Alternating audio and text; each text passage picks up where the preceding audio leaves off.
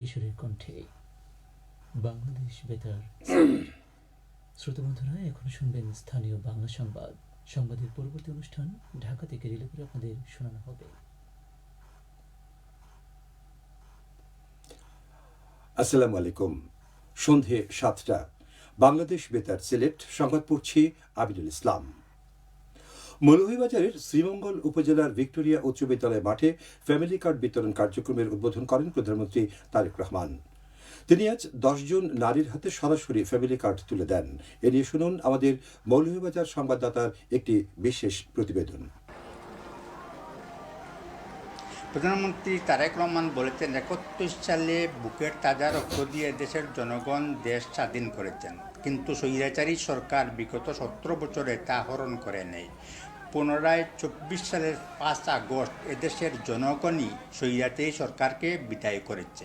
গত ৫ ফেব্রুয়ারি জাতীয় নির্বাচনে জনগণই বিএনপিকে ৫ বছরের জন্য ক্ষমতায় বসিয়েছে। এখন যারা বলছেন এই সরকারকে সময় দেওয়া যাবে না, তারা আসলে জনগণের স্বার্থে কথা বলছেন না। তাদের ব্যাপারে সকলকে সজাগ থাকার আহ্বান জানান তিনি। আজ বুধবার বিকেলে মৌলভীবাজারের সরকারি উচ্চ বিদ্যালয় মাঠে সমাজ কল্যাণ মন্ত্রণালয় কর্তৃক আয়োজিত সমাজ কল্যাণ মন্ত্রী অধ্যাপক ডাক্তার AJM জাহিদের সভাপতিত্বে ফ্যামিলি কার্ড পাইলটিং কর্মসূচির ৩য় পর্যায়ের উদ্বোধন ও সুধী সমাবেশে প্রধান অতিথির বক্তব্যে এসব কথা বলেন।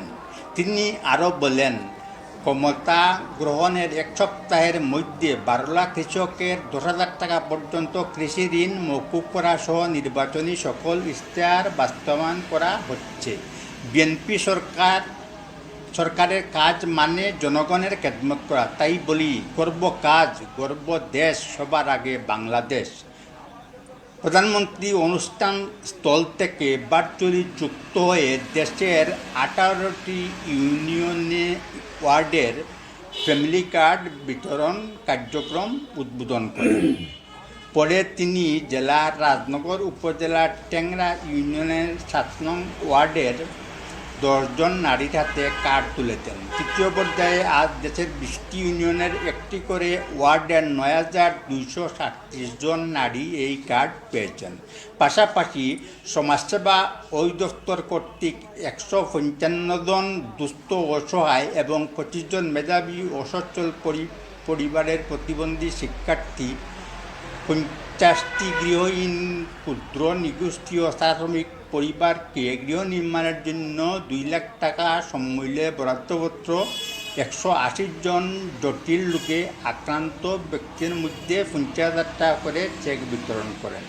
অনুষ্ঠানে অন্যান্যদের মধ্যে বক্তব্য রাখেন শ্রম ও কর্মসংস্থান মন্ত্রী আরিফুল হক চৌধুরী, সমাজ কল্যাণ প্রতিমন্ত্রী ফারজানা শারমিন, জাতীয় সংসদের হুইপ আলহাজ মোহাম্মদ GK কৌস, মৌলভীবাজার ও হবিগঞ্জ জেলা সংরক্ষিত মহিলা আসনের সংসদ সদস্য ব্যারিস্টার জহরত আদিব চৌধুরী, সংসদ সদস্য M নাসের রহমান, সংসদ সদস্য শওকতুল ইসলাম শকু ও সংসদ সদস্য নাসির উদ্দিন মিন্টু। অনুষ্ঠান শেষে প্রধানমন্ত্রী জেলা বিএনপি কর্তৃক আয়োজিত সদর উপজেলার দুসাই রিসোর্টে মতবিনিময় সভায় যোগ দেন। রমাপদ ভট্টাচার্য শঙ্কর, বাংলাদেশ বেতার, মৌলভীবাজার।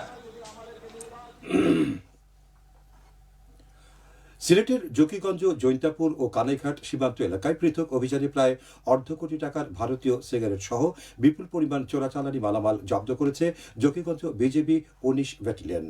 আজ উপজেলার শেওলা 0 পয়েন্ট এলাকায় অভিযান চালিয়ে এগুলো জব্দ করা হয়। এবারে শুনুন কৃষি সংবাদ। মাছ চাষের কারিগরি দক্ষতা বৃদ্ধি বিষয়ে দিনব্যাপী মৎস্য চাষের কর্মশালা অনুষ্ঠিত হয়েছে সিলেটের গোয়াইনঘাট উপজেলায়। ফতেপুর ইউনিয়ন পরিষদ কমপ্লেক্সে আয়োজিত কর্মশালায় প্রধান অতিথি ছিলেন মৎস্য কর্মকর্তা মোহাম্মদ আমিদুর রহমান। অনুষ্ঠানে আধুনিক ও লাভজনক মাছ চাষের বিভিন্ন কৌশল, পুকুর ব্যবস্থাপনা, মানসম্মত রেণু ও পোনা নির্বাচন, সুষম খাদ্য ব্যবস্থাপনা, জৈব নিরাপত্তা এবং মাছের স্বাস্থ্য সুরক্ষা বিষয়ে আলোচনা করা হয়। একটি বেসরকারি সংস্থা এর আয়োজন করে। খেলার খবর, ফুটবল। আর্জেন্টিনার আকাশী সাদা জার্সিতে আজ ছিল মেসির ২০০তম ম্যাচ। ৩৮ বছর 357 দিনের মেসি আজ আলজেরিয়ার বিপক্ষের ম্যাচেই পেয়েছেন আরাধ্য সেই প্রথম বিশ্বকাপ হ্যাট্রিক। এই হ্যাট্রিকে মেসি গড়েছেন অনন্য রেকর্ড।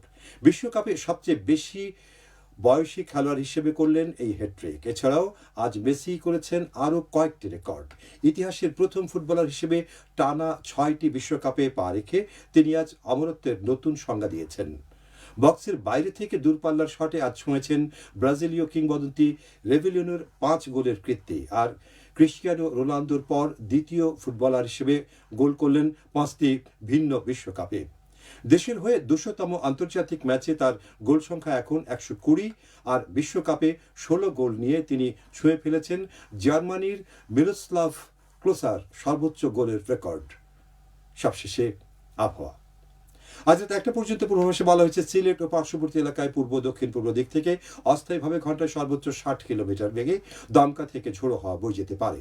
সেই সঙ্গে হতে পারে বৃষ্টি অথবা বজ্রসহ বৃষ্টিপাত। এসব এলাকার নদী বন্দরসমূহকে 1 নম্বর সতর্কতা সংকেত দেখে যেতে বলা হয়েছে।